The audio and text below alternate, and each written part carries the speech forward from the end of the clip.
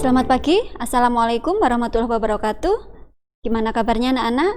Tentunya masih semangat, masih siap untuk melakukan pembelajaran daring pada pagi hari ini.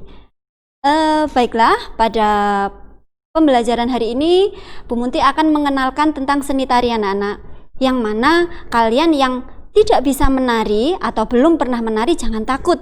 Kenapa? Karena di dalam pembelajaran seni tari pada hari ini kita akan mempelajari dasar-dasar tari itu sendiri, yang mana kita bisa mengamati dari kegiatan sehari-hari kita. Misalnya nanti Pak Tani ke sawah atau aktivitas sehari-hari lainnya dari manusia, yang mana itu nanti sendiri bisa dijadikan atau diolah menjadi suatu gerakan tari. Nah, pada kesempatan kali ini Bu Munti di bab ini kita akan mempelajari tentang ruang, waktu, dan tenaga, yang mana itu terhimpun dalam elemen gerak tari. Baiklah, kita mempelajari ke ruang terlebih dahulu. Ruang sendiri merupakan lingkup gerak penari. Ruang meliputi posisi, level, dan jangkauan gerak. Nah, posisi itu sendiri merupakan arah hadap dan arah gerak penari. Arah hadap ketika anak-anak nanti saling berhadapan atau saling membelakangi atau menghadap ke kanan atau ke kiri, itu dinamakan arah hadap anak-anak.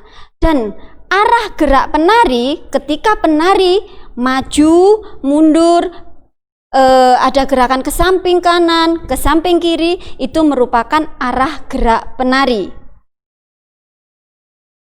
Lingkup gerak penari yang selanjutnya adalah level atau tingkatan gerak. Nah, di level ini kita nanti diperkenalkan dengan 3 tingkatan. Yang pertama ada level tinggi, dan yang kedua ada level sedang, dan yang ketiga ada level rendah, yang mana bisa kalian lihat juga di halaman 66 buku paket seni budaya ini. Paham ya anak-anak? Nah, level tinggi itu sendiri di mana nanti anak-anak ketika melakukan gerakan meloncat, melayang, atau yang pada prinsipnya menjauh dari lantai, itu dinamakan level tinggi. Dan jika anak-anak melakukan gerak pose sedang ketika mendak ataupun jalan biasa, itu merupakan level sedang. Dan ketika anak-anak dalam menari melakukan gerak jongkok, merambat, merayap, atau mendekati tanah atau lantai, itu dinamakan level rendah. Bisa dimengerti anak-anak? Baiklah, ruang lingkup yang selanjutnya adalah jangkauan gerak. Jangkauan gerak ini meliputi batasan dalam ruang gerak tertentu. Misalnya anak-anak, jika kalian mau ke kanan, berapa langkah yang harus kalian lakukan dalam pindah tempat ke kanan? Berapa langkah yang harus kalian lakukan dalam pindah ke depan atau ke belakang? Itu namanya jangkauan gerak. Bisa dimengerti ya anak-anak? Selanjutnya, dari ruang kita ke sebentar. Ini anak-anak, contoh pose gerak berdasarkan ruang.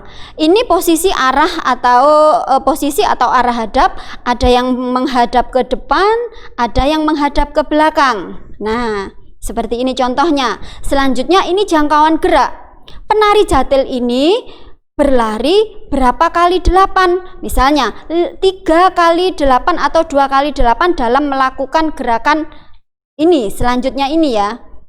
Nah, terus level, ada level rendah, ada level atas, dan ada level tinggi. Kebetulan yang berada di gambar ini anak-anak, nah ini penari yang Bu Monti tunjuk ini melakukan level rendah, dan yang di belakang ini melakukan level sedang, dan yang paling belakang, yang paling tinggi ini melakukan level atas atau level tinggi. Bisa dimengerti ya? Selanjutnya,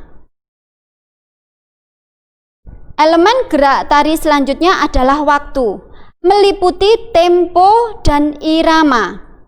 Tempo itu sendiri adalah waktu yang digunakan penari dalam menampilkan suatu tarian dari awal hingga selesai.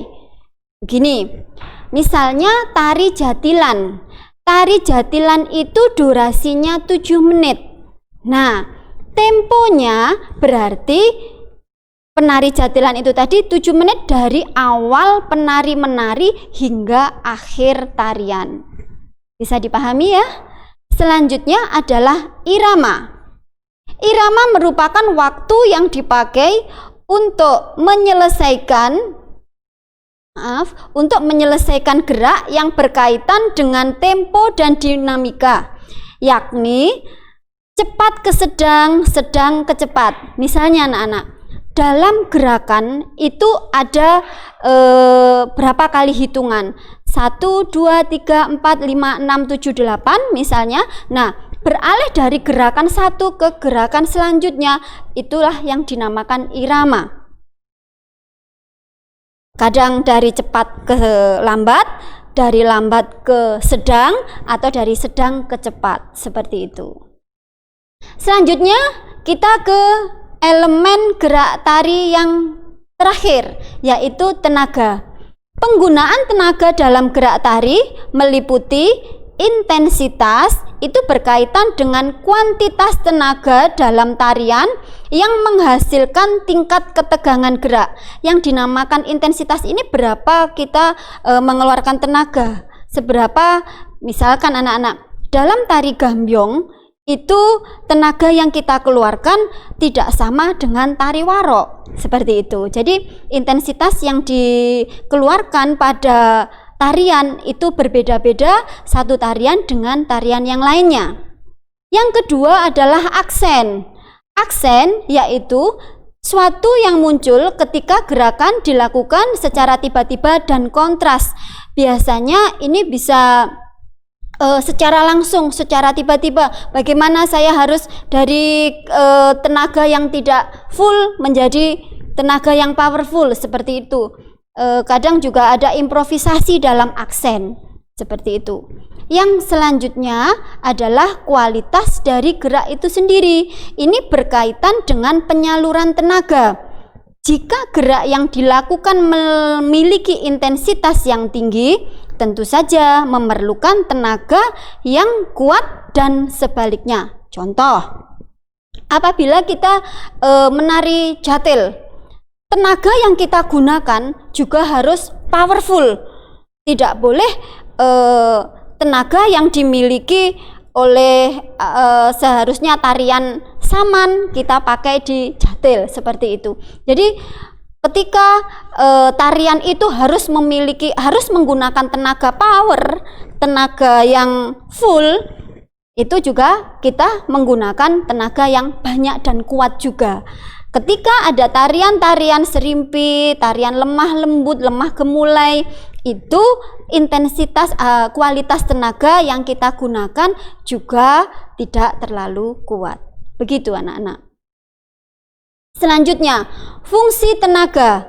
Fungsi tenaga itu untuk mengawali, mengendalikan, dan menghentikan gerak. Mengawali gerakan yaitu awal gerak sesuai dengan karakter gerak mulai dari kekuatan penuh, lembut, ringan, dan siap berpose di tempat. Suatu gerakan kalau tidak diawali kan tidak bergerak anak-anak. Dari kita diam, nah kita bergerak, makanya itu yang dinamakan mengawali suatu gerakan. Begitu. Selanjutnya adalah mengendalikan. Sebagai pengatur gerak, penari mengatur tenaganya dari awal hingga selesai.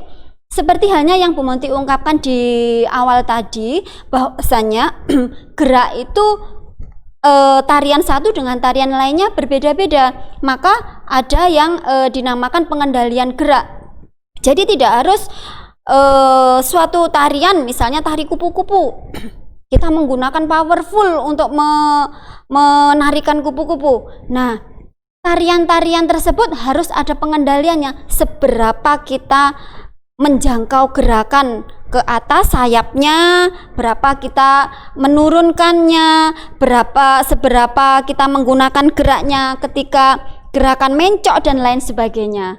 Jadi tidak harus disamakan tarian satu dengan tarian lainnya. Selanjutnya adalah menghentikan gerak. Sebagai penutup, penari menutup tarian dengan sisa tenaga yang mengesankan.